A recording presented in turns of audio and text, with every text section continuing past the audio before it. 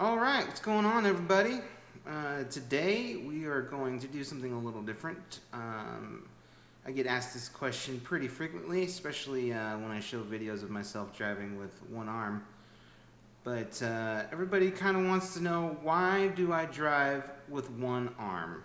Well, to tell that story, we have to go back 15 years as of today, June 13th, 2019. I was involved in a small motorcycle accident, you could say. I had just turned 18, just graduated from high school. I used to have a CBR 600 RR that I bought when I was 16. And I was invited on a group ride from a friend of mine that I had met through motorcycling. And it was kind of an all-day thing. Went through southwest Missouri into northwest Arkansas and back. Before we get too far into the story, if you guys could take a second and please subscribe to my channel. I got a bunch of new footage coming out. I had a bunch of content about our adventures in Road Atlanta, at CODA. We're trying to get an effort together to go to Global Time Attack in California to do Buttonwillow, the big finale they have at the end of the year. So if you'd like to sponsor a winning race car team to go out to California and dominate Buttonwillow in Global Time Attack, hit me up and let's get something together. Anywho, back to the point of the video, why I drive with one arm. So, June 13th, 2004, going on a group ride in northwest, southwest Missouri, northwest Arkansas. And so what's crazy about the story is that I don't remember most of that day. I was riding my motorcycle, we stopped to get gas, I was at the gas station, and then the next thing I knew, I was in a hospital. Imagine like if you're watching this YouTube video, and then the next thing you know, you're in a hospital, and someone tells you you've been in a skydiving accident. Well, how did that happen, you know? So that was kind of a strange experience, but from what I've been able to gather, we were riding down some twisty roads like we've been doing all day, and I was going around a right-hand corner when the bike low-sided and it slid out from under me. I ended up sliding underneath the truck, and I was pinned there for like 30 minutes or something, and so I was stuck up against the truck's exhaust, and so that was no good. I'm gonna show some pictures of me riding that day. We had a group photographer with us. From what I remember of the day, it was actually pretty fun. I got some great pictures of me riding my bike from the group photographer, but kind of ended poorly. And so these next pictures I'm going to show are a little graphic. It's going to be me stuck under the truck that I hit. Pull up the first picture here, and you can see here, this is me. I'm stuck underneath the truck. It's a Chevy half-ton, I think. When I slid under the truck, my head actually hit his some part of his transmission and knocked out his transmission.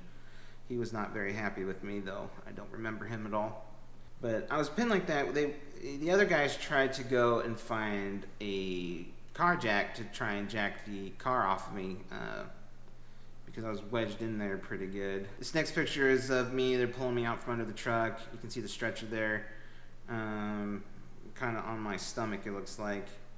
And you can see they've already kind of bandaged me up a little bit. You can see the yellow bandaging on my side where the exhaust was touching my stomach. So if I hadn't been wearing a helmet, I'd definitely be dead right now.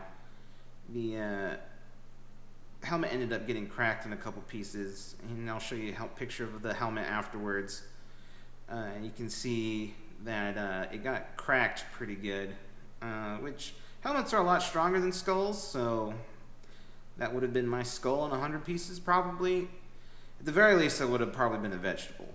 So definitely wear a helmet.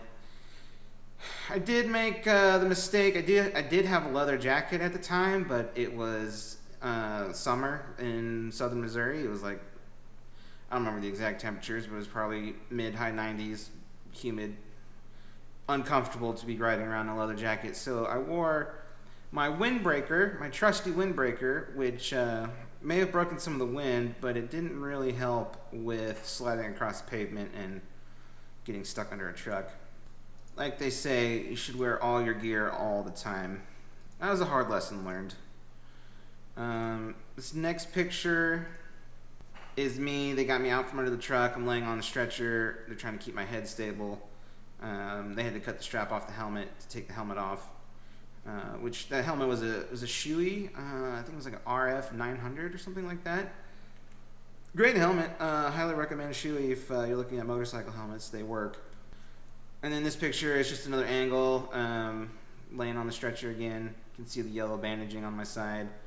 You can see my pant leg kind of rolled up a little bit. Just some minor road rash from there. But my foot peg also went through my foot. So that caused a little bit of damage to my right foot. That's why I'm missing a shoe. And here's a picture of my motorcycle and the truck after I've been removed from underneath the truck. You can see the bike kind of had a hard time against the truck. Truck's going to probably win that fight every time. You can see the fairings and some of the pieces of the bikes scattered throughout the picture, underneath the truck, up against the guardrail. Here's the picture zoomed out a little bit. You can see me on the side there, the bike on the left. And just more debris scattered around everywhere. And here's a close-up of the bike. It was totaled, as you could probably imagine.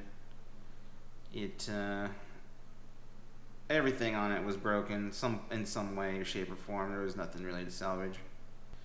So that was the accident. As you can see, it was pretty serious. Really lucky to be alive. The aftermath of the whole thing was the most life-threatening injury I received at the time was I severed the artery in my shoulder, and that caused a lot of internal bleeding, and the blood was pooling up in my right arm. That was the most life-threatening one. They had to call in a life flight helicopter to medevac me to the nearest hospital since we were out in the middle of nowhere. Other injuries that I sustained was a lot of road rash. I wasn't wearing any real gear. Foot peg went through my foot. The exhaust pipe of the truck was pinned against my left side, and that burned a pretty significant hole in my body. I also broke my collarbone. And the longest lasting injury, and the reason why I drive with one arm, is I stretched the brachial plexus nerve bundle in my shoulder, which controls a lot of the nerve and motor functions and feeling in the right arm. So when that happens, sometimes it grows back, sometimes it doesn't, sometimes it comes back a little bit, but not all the way. I had a nerve graft transplant surgery where they took a feeler nerve from my left leg and they inserted it in my right shoulder to try and help regrow some of the nerves. I don't really know how successful that surgery was. We didn't really do any follow-up afterwards. I would say that I have maybe between 70 and 75% of the use of my arm and hand back. Part of the problem, I think, is some of the muscle was burned away as well.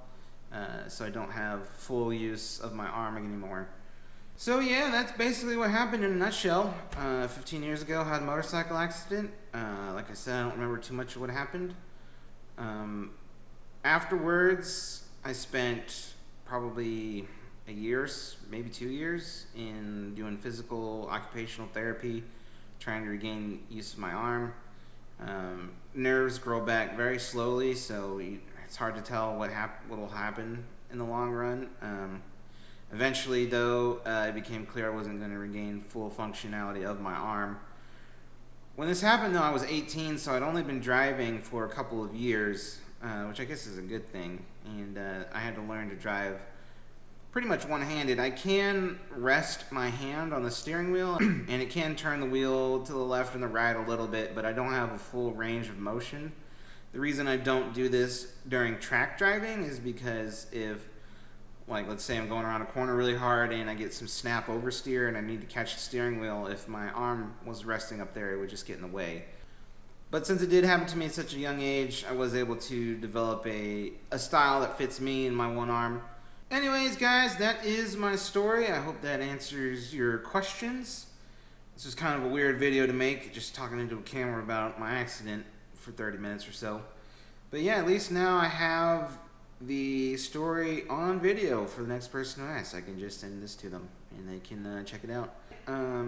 Leave a comment below. Tell me what you thought about doing this kind of a video format. If you're interested in any more stories I have. Also, if this is your first time stopping in, please subscribe. Please. Pretty please. Please. And that's going to do it for this upload. You guys take care and have a good one.